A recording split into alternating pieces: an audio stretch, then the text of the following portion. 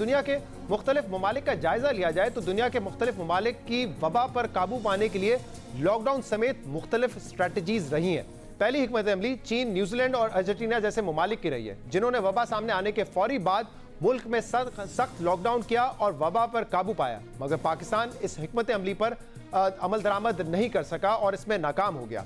मुल्क में 24 मार्च को लॉकडाउन का ऐलान किया गया, मगर सिर्फ 2 हफ्ते बाद ही लॉकडाउन में नरमी का फैसला करते हुए मुतादिद सनतों को खोलने का ऐलान किया गया, जिसके बाद से लॉकडाउन में नरमी के मजीद इकदाम लिए गए हैं। और हुकूमत की जानिब से इसकी ये वजह बताई गई है कि पाकिस्तान एक गरीब मुल्क है, पाकिस्तान की रियासत गरीब है, जहां करोड़ों लोग गुर्बत की लकीर से नीचे जिंदगी गुजारते हैं और अगर सख्त लॉकडाउन किया गया तो मुल्क में कोरोना से ज्यादा भूख से अमवात हो जाएंगी। तो जो पहली स्ट्रैटेजी थी लॉकडाउन की, वो पाकिस्तान में नाकाम रही, उस पर अमल दरामद नहीं हो सका। और कोरोना वायरस से निपटने के लिए दुनिया भर में जो दूसरी स्ट्रैटेजी है, जो कि जनूबी कोरिया, मलेशिया, जर्मनी जैसे ममालिक ने अपनाई थी, जिन्होंने वबा सामने आने के फौरी बाद एग्रेसिव टेस्टिंग की हिकमत अमली अपनाई, कोरोना हॉटस्पॉट्स का तयन किया गया और मुतासरा लोगों को आइसोलेट किया गया।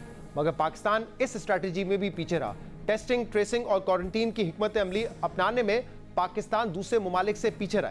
पाकिस्तान में अप्रैल तक कोरोना के काफी हद तक केसेस काबू में थे और अगर उस वक्त यौमिया 25 से 30 हज़ार टेस्ट करने का अमल शुरू हो जाता तो मुतासरा अफराद को ट्रेस और आइसोलेट करना ज्यादा आसान था और यह वाज़ेह हो जाता कि मुल्क में पीक कब आएगा और कब इन केसेस को सामने रखते हुए हमने लॉकडाउन हटाना है। मगर यहाँ जहराना टेस्टिंग में मुसलसल ताखीर होती रही। हुकूमत यह दावा करती रही कि अप्रैल के आखिर तक रोजाना 20 से 25 हज़ार टेस्ट करने की सलाहियत हासिल कर ली जाएगी, लेकिन ये फिगर जून में जाके कंप्लीट हुआ, यानी कि इस माह में हम ये देख रहे हैं कि 20 से 25 हज़ार टेस्ट किए जा रहे हैं, जबकि कहा गया था कि ये टेस्टिंग कैपेसिटी पाकिस्तान के पास अप्रैल तक आ जाएगी। तो 700 से 800 टेस्ट हम रोज़ाना की बुनियाद पे कर रहे थे।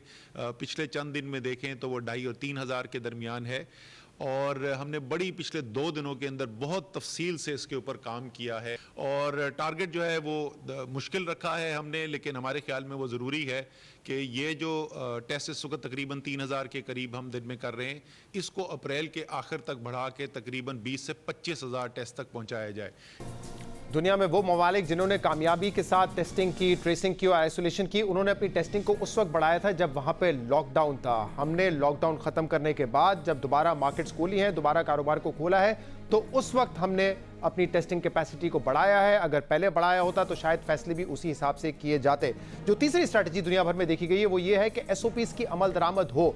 अगर आप कारोबार खोलने जा रहे हैं, अगर आप सनतें खोलने जा रहे हैं, अगर आप मज़ार और मार्केट और पब्लिक ट्रांसपोर्ट खोलने जा रहे हैं, तो वहाँ पर SOPs पर मुकम्मल तौर पर अमल दरामद हो। लेकिन बदकिस्मती से पाकिस्तान में पहले इंडस्ट्री को खोला गया, एक्सपोर्ट इंडस्ट्री को खोला गया, फिर मार्केट्स को खोला गया, फिर ट्रांसपोर्ट को खोला गया, लेकिन इन तमाम शोबों में SOPs फॉलो नहीं हो रहे थे। और ये जो तीसरी स्ट्रैटेजी थी, इसमें भी पाकिस्तान कामयाब नहीं हो सका और शायद यही वजह है कि पाकिस्तान में अब इस वक्त जो है वो केसेस की तादाद बढ़ रही है। दूसरे ममालिक 2-2.5 महीने में पीक पर पहुंच चुके थे, वहां से केसेस नीचे आने लगे, लेकिन पाकिस्तान में अब भी केसेस की तादाद बढ़ रही है और पाकिस्तान में ये पीक कब आएगा हमें मालूम नहीं है। वज़ीर आज़म इमरान खान ने कहा था कि ये पीक अप्रैल के आखिर तक आएगा और इसके बाद केसेस की तादाद नीचे आना शुरू हो जाएगी। फिर वज़ीर आज़म इमरान खान ने कहा कि मई के बीच में, मिड ऑफ द मई जो है वो तादाद पीक तक पहुंचेगी और फिर कोरोना वायरस के केसेस में कमी आना शुरू हो जाएगी, लेकिन फिर वहां पे भी पीक नहीं हुआ और अब इमरान खान कह रहे हैं कि जुलाई के आखिर या अगस्त के आगाज में पीक आएगी, यानी कि वायरस पाकिस्तान में आने के 6 महीने बाद हम इसकी पीक देखेंगे। दुनिया में कई ममालिक ऐसे हैं जो कि 2 से 2.5 महीने तक पीक पर पहुंच चुके थे, लेकिन हम कह रहे हैं कि हमारी पीक 6 महीने बाद आएगी और 6 महीने बाद भी आती है या मजीद इसमें ताखीर होती है, ये हमें मालूम नहीं है। और वज़ीर आज़म इमरान खान कहते हैं कि हम लॉकडाउन नहीं कर सकते, मईशत का पहिया चलना चाहिए, लोगों को रोजगार मिलना चाहिए, लेकिन अगर कोरोना वायरस के केसेस इसी तरह बढ़ते रहे, पीक में ताखीर होती गई, तो मईशत परफॉर्म नहीं कर सकेगी। लोगों में खौफ होगा, डर होगा, कारोबार उस तरीके से नहीं हो सकेगा, जिंदगी मामूल पर मुकम्मल तौर पे वापस नहीं आ सकेगी अगर इस पीक में ताखीर होती गई।